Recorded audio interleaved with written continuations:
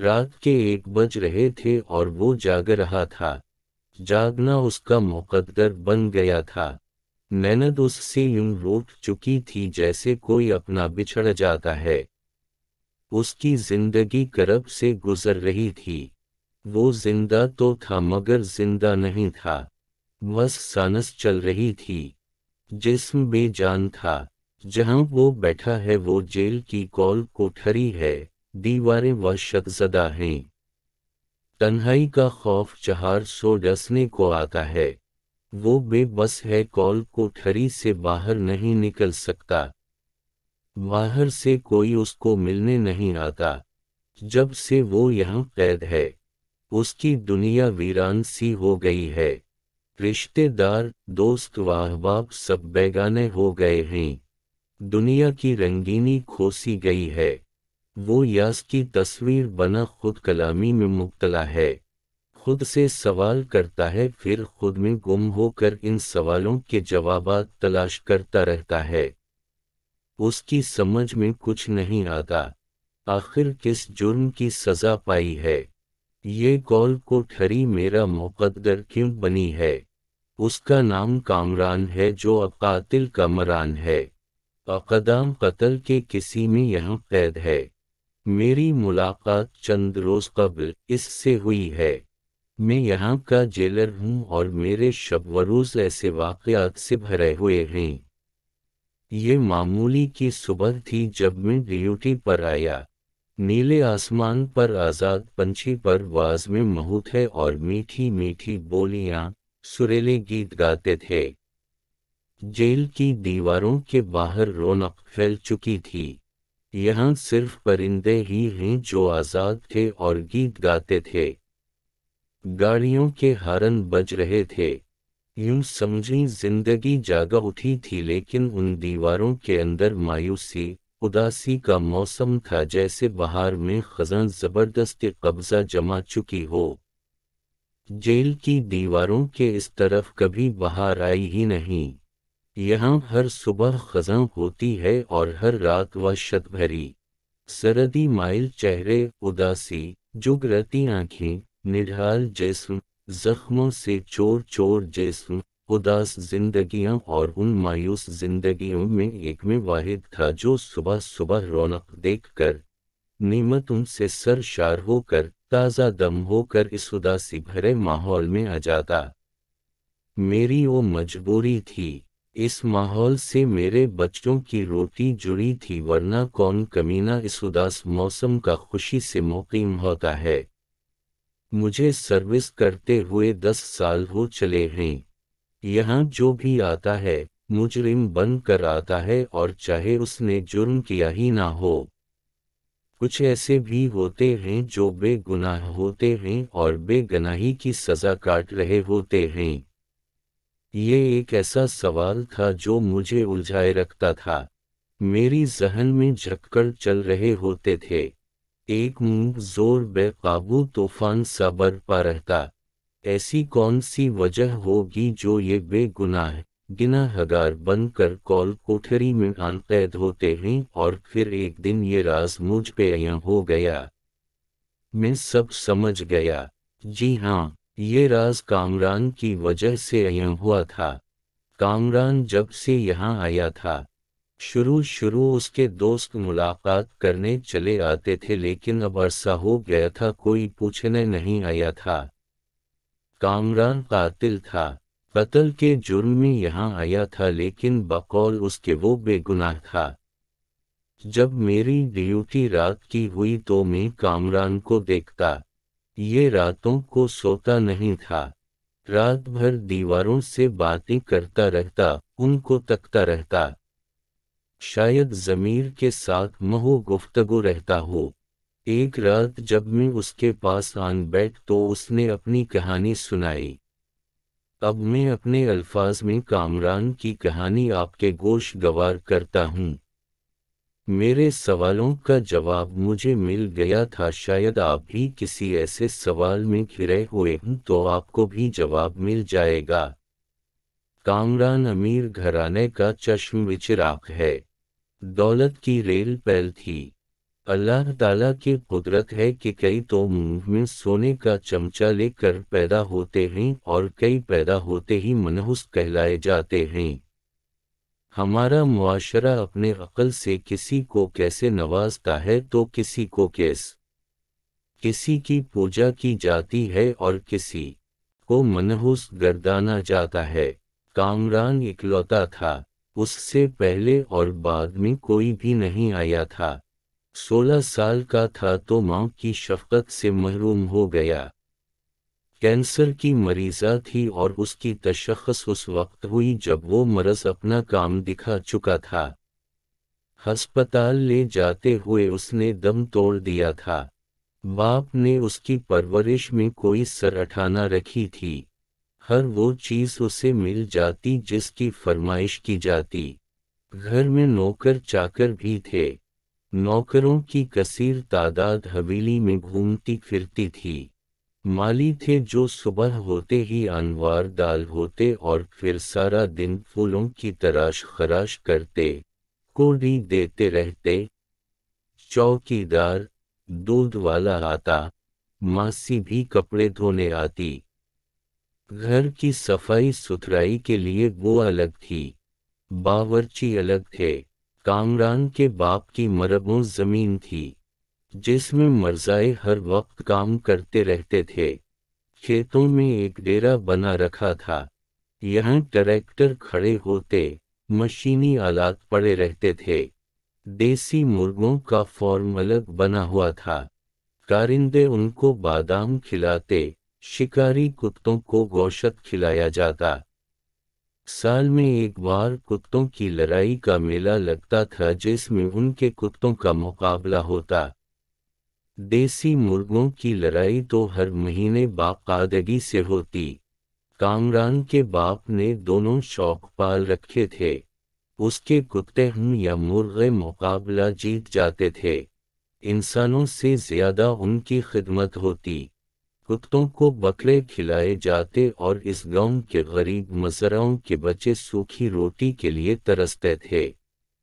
عدل وانصاف کا نام واؤ نشان نہیں تھا، یہ برسوں سے معمول چلا آ رہا تھا، پھر کامران کیسے پیچھے رہ سکتا تھا؟ کامران نے اپنے ڈیرے پر دیسی مرغوں کا فارم بنایا، ان کی دیکھ بھال کے لیے لڑکے رکھے اور خود بھی وہاں رہنے لگا۔ یوں اس کا شوق پروان چڑھنے لگا۔ کامران دیسی مرغے پال کر مہنگے داموں فروخت کرتا تھا۔ ان مرغوں کو الگ خوراک دی جاتی، بادام پستہ، مکھن، اخروٹ دیسی گھی میں بھگو کر کھلائے جاتے۔ دیسی چوری بنا کر کھلائی جاتی جس سے مرغے خوب لڑتے تھے۔ ان کو مقابلے کے داؤ پیچ بھی سکھائے جاتے، تربیت یافتہ ماہر ان کو تربیت دیتے تھے۔ جب مرغوں کا مقابلہ ہوتا تو شوقین حضرات مقابلہ دیکھنے دوڑے چلے آتے اور جیتنے والے مرغے کی بولی لگتی اور پھر ہزاروں میں فروخت ہوتے۔ عروج و زوال زندگی کا حصہ ہیں، عروج کو ہمیشہ زوال بھی آتا ہے۔ عروج رب تعالیٰ دیتا ہے اور زوال اس شخص کی اپنی کوتاہیوں کی وجہ سے آتا ہے۔ کامران نے جب آنکھ کھولی تو عروج کا سورج چمکتا تھا، لیکن شب و روز کے بدلتے ہی زوال کا طوفان آیا اور سب کچھ بکھر گیا۔ کتوں کی لڑائی کا دنگل لگ چکا تھا اور سیٹھ اشرف، کامران کا باپ، کا کتاب میدان میں چھوڑا جا چکا تھا۔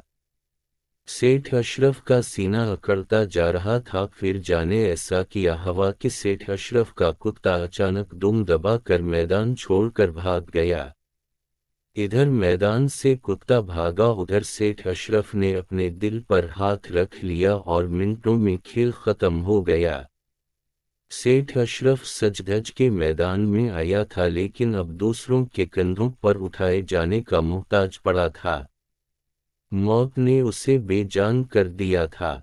سیٹھ اشرف کو گاؤں کے مزرعوں نے اٹھایا اور حویلی میں لے گئے اور پھر شام ہوتے ہی سیٹھ اشرف زمین کے سپرد ہو گیا۔ یوں اس کی شان و شوکت میں سپرد خاک ہوئی۔ اب گاؤں کی حکمرانی کا مران کے پاس تھی۔ कामरान ने हारे हुए कुत्ते को अपनी बंदूक की गोलियों से भवन दिया। सर्दियों का मौसम था, खूब जाड़े पड़ रहे थे। कामरान अपनी हवेली में सोया करता था और सुबह सवेरे डेरे पर जाता, वहां से फौरन जाता। सर्दियों का सूरज मध्यम मध्यम करने जमीन पर बखेर रहा था। कामरान डेरे पर गया तो 5 चोटी के मुर्गे मरे पड़े थे और लड़के सहमे हुए थे। पूछ गछ हुई तो पता चला कि रात को शिकारी बिल्लियों ने हमला कर दिया था। कामरान ये सुनते ही आग बबूला हुआ। जिन लड़कों की ड्यूटी थी उनको सजा दी और नौकरी से भी फारिग कर दिया। अगली रात को वो अपनी बंदूक के साथ फॉर्म पर रहा। बदकिस्मती से आज बिल्लियों ने फिर हमला किया, या शायद साबिका शिकार को लेने आई थी और आज मौत उनके इंतजार में थी। यूं ही हमले के शुकूक पैदा हुए। कामरान अपने कारिंदों के साथ चौकस हो गया। वलिया फॉर्म में दाखिल हुई ही थी कि कामरान ने गोलियों की बौछार कर दी। यूं 3 बिल्लियों में से 2 मौका पर दम तोड़ गईं और एक फरार होने में कामयाब हो गई। इस दौरान 2 मुर्गे भी जान की बाजी हार गए। कामरान खुश था कि दुश्मन मारे गए थे और उसे उम्मीद थी कि बच के जाने वाला बल्ला इस तरफ का रुख नहीं करेगा।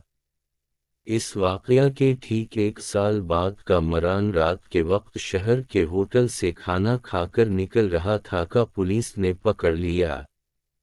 कामरान हैरान व परेशान था कि ऐसा क्यों कर हुआ। होटल की बालाई मंजिल पर कत्ल हुआ था और कामरान ही बालाई मंजिल से अय्याशी करके नीचे आया था। यूं शक की बना पर कामरान को गिरफ्तार कर लिया गया।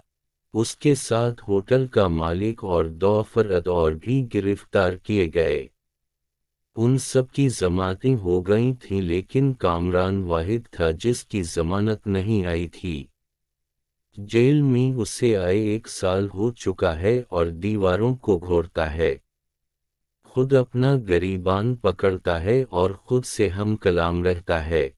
कामरान को जेल आए हुए 2 साल हुए थे कि एक दिन सफ़ेद बारिश बोला शख्स आया और कामरान को जमानत पर रहा कराई।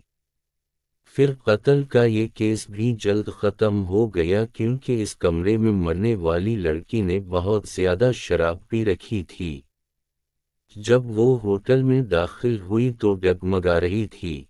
लाश के पोस्टमार्टम की रिपोर्ट भी आ चुकी थी जिसमें ज्यादा शराब पीने की वजह बताई थी, लेकिन कामरान को क्यों सजा मिली?